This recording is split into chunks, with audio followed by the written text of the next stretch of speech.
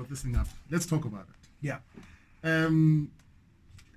Entrepreneurship at its heart is the ability to create a system that adds value.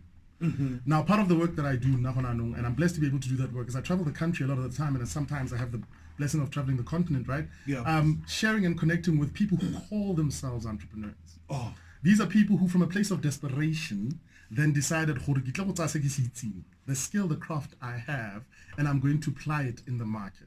Now, there's nothing wrong with that. Yeah. But where the misleading part is when you start to call yourself an entrepreneur. Yeah. Because at that point, you're not an entrepreneur, you're a self-employed person. And there's a great distinction. Yeah. Because as an entrepreneur, you have to be able to take it from where, not as a person, put it into a business. The business might have a name, it might have a logo, it might have structure, etc., and let that thing be the thing that adds value. Now, let me tell you why I'm saying this. Our country has a history of the tenderpreneur. The seat warmer. Yeah. We tend to see them at a certain horse racing event, yeah. which I won't mention, right? Of which there is nothing wrong with being a person who's made their wealth from tenderpreneurship. Yeah. The problem with tenderpreneurship is that system was set up for it benefited but so by its nature, it's not supposed to stay with one person. Yeah. It's supposed to be shared so that we can distribute the wealth and give other entrepreneurs. Now, when you are depending on it, that's when you start to going into things like corruption, because I'm trying to make sure you keep your corner of your piece of the pie sharp. Yeah. But if you're a true entrepreneur, you might happen to do business, maybe 20% of your business is tenders, but you build a self-sustaining system that gives you a broad clientele. Yeah. Where you go and you pitch for business because your business can stand on its own. And the problem I'm finding when I work with a lot of entrepreneurs, whether they're young or old, is that if you think that way, sustainability. Because the only way it's sustainable is on the basis of relationship, but not necessarily the right kind of. This is not customer relationships. These are sideline relationships. So for me, entrepreneurship really is that it's getting our people to understand for you to consider yourself an entrepreneur is the ability and the knowledge to be able to it can stand on its own. Now, in that context, what's the difference, if there's any, between a business person and an entrepreneur? There's this person running the business. Is there a difference there, in your opinion? A business person is more of a title. An entrepreneur is a way of being. Do you get what I mean? It is an understanding of how to build business.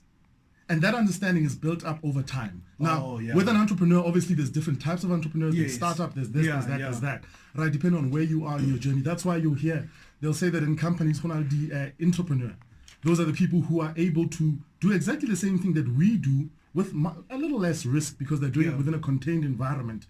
But they've got the psychology, the understanding of how to create value and how to create sustainable systems. When they step back, this thing can work on its own. A lot of our businesses, unfortunately, true. It's centered around us. Around you doesn't exist. And I'm not even upset. Yeah. I'm not even upset because a large part of it comes from us needing to survive. Our people come from a place where we have to plan.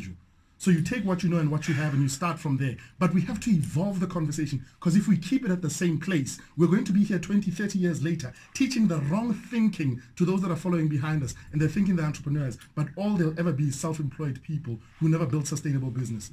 This is what Oprah Winfrey calls the aha moment, where I feel to like switching off the microphone, packing my bags and go because I feel the purpose has been achieved.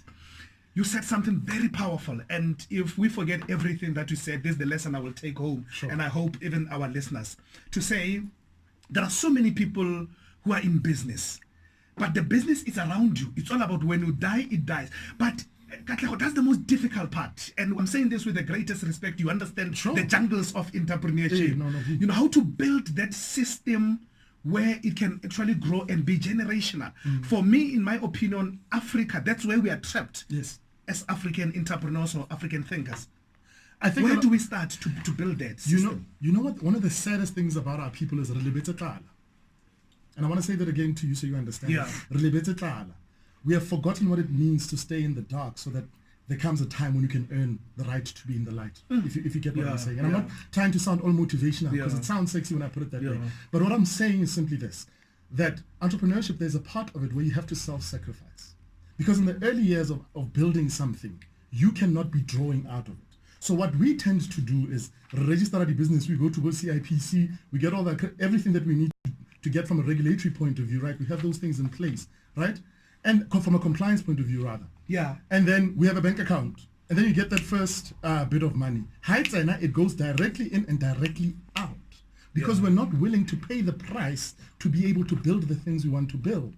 I'm a 32-year-old and I've got personal pressures on me. Yeah. I've got people who, by virtue of me having an interview with you, expect to see me in a certain car. They expect to see me living a certain type of life. But because I've chosen to walk a path that very few walk, firstly, but also that comes with great, great, great sacrifice, I have to be able to say, I must leave that value in the business. Because the time will come when not only my kids will eat, my children's children will eat, and my children's children will eat. And we can't expect it to be an overnight thing. Somebody said it was going to be an overnight thing. I don't know who that person is. Because we listen. You get what I'm saying? Already say Mahikeng FM 96.7 le MassivMatro si hamba panti. Ekitulaganyo rebitsa masterclass kina le Katlego Mabusela. We're inviting you to be part of the conversation. We're talking all things success, entrepreneurship, business, you know, singwe singwe so batlang go se kreya mo puisanong e ya rona. Romela a WhatsApp voice note down le potso kgotsa na le tshwaelo kgotsa ke maitemogelo o batlang go abelana le rona 074-940-7992 ke nomoro ka dirisang 074-940-7992. Other than that, on Twitter